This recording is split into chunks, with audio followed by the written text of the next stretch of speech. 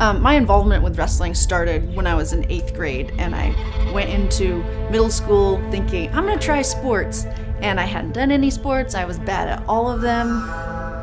And then wrestling came up, and I was like, you know what? I wanna try wrestling.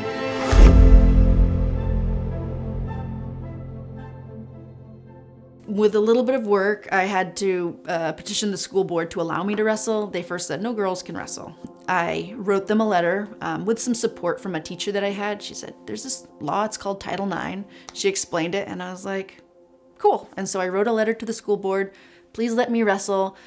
I just really want to give it a try. They did. They let me practice with a team, and I just fell in love with the sport.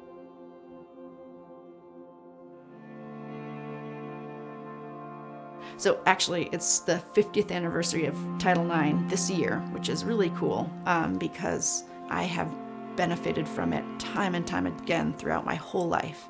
And now I get to try to support that for the next generation and the next generation and the next generation.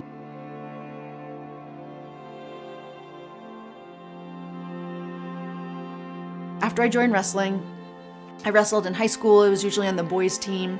When I went to college, I wrestled against girls. And then in 2002, they announced that women's wrestling would be an Olympic sport. And so I moved out to the Olympic Training Center in Colorado Springs and trained there for the next few years until I made the Olympic team, the first women's Olympic wrestling team. I love the sport of wrestling, and I think when you are passionate about something, you can be successful in it. I think some of my biggest struggles were more internal. I grew up in a sport where you go into the room and you try not to get kicked out because you're a girl and you're different, and if you make waves, if you give up early, if you are too aggressive, you have to fit into this kind of very hardworking, quiet form in order to be allowed to stay on the mat and to have people accept you there. And so we got really used to being a good follower. Yep.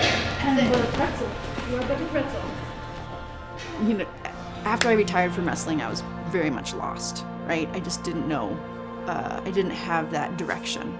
And then coming back into wrestling, 10, 15 years later, I found that drive again, not to compete and be my best self, but to support developing our culture and our wrestling culture into something that really, can help develop the next generation of people and kids and everybody, I found purpose again, coming back into wrestling, not as an athlete, but as, a leader in the sport.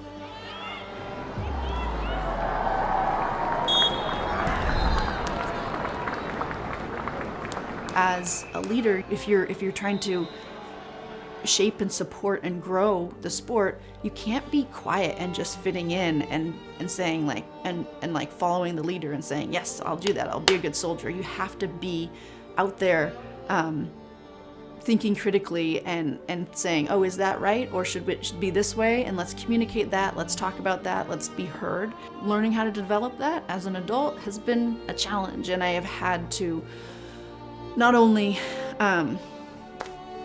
put myself in uncomfortable positions over and over again, but also remind other people to do that and be reminded of that.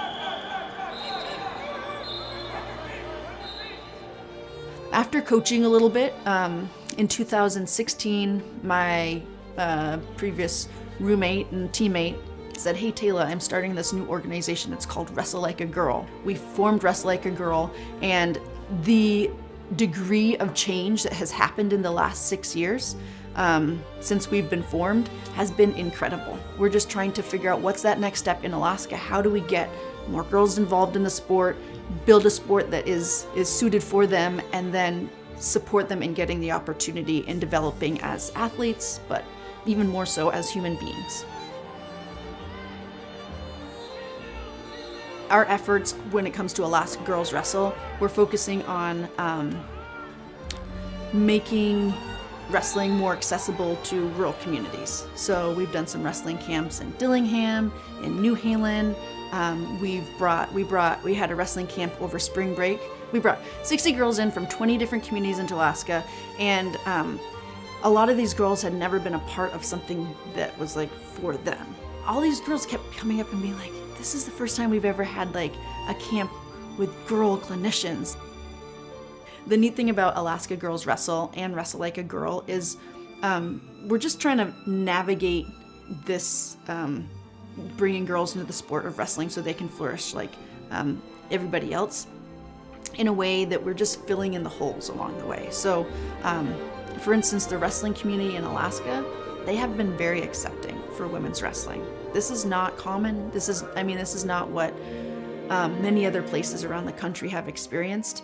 And growing up in Alaska, it always felt like we were 20 years behind in everything, but we're not. It's just so simple to be included, but when you start making girls wrestling not an afterthought to wrestling, you incorporate it into the whole, then it's really special for those participants, and it's good for everybody.